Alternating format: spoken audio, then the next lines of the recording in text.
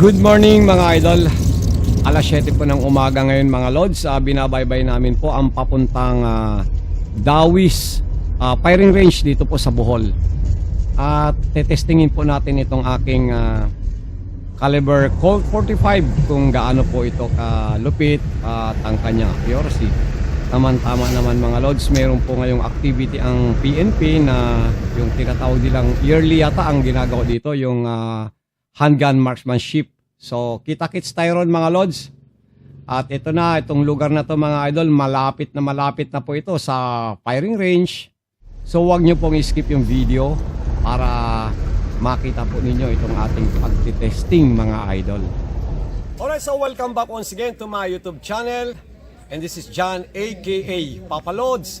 So mga Lodi, nakarating na nga tayo rito sa firing range ng Dawis, Bohol mga idol, na kung saan naabutan pa talaga natin yung activity ng PNP na kung saan yearly po nilang ginagawa ito. Ito yung handgun marksmanship nila mga idol.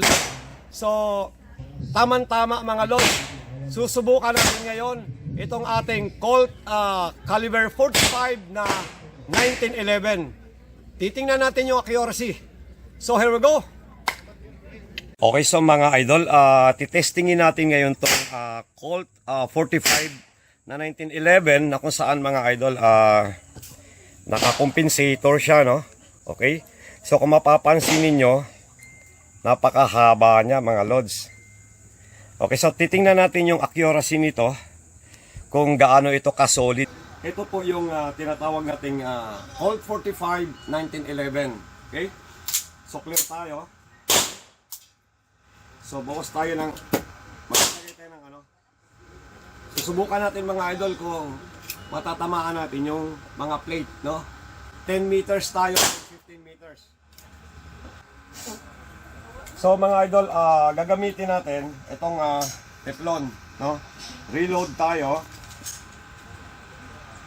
para makatipid ng konti mga idol. Okay.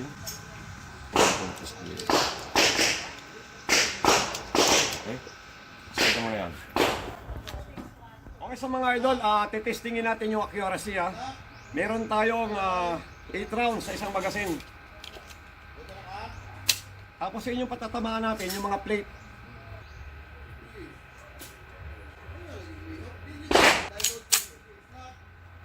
So dito tayo sa center muna mga lods.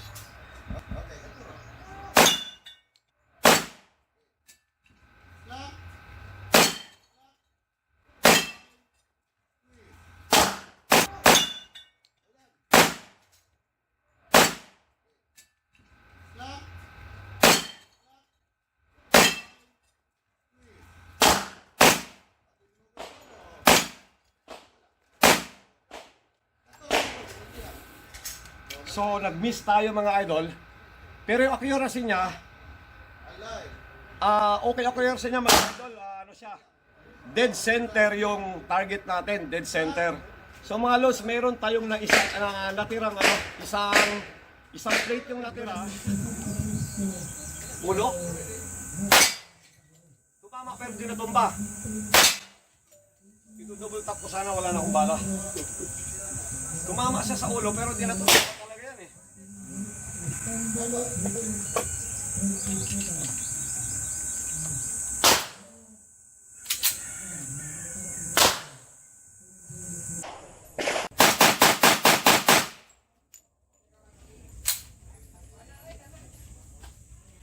Ayan, katabi ko rito si Kuya Jimenez. Ayan.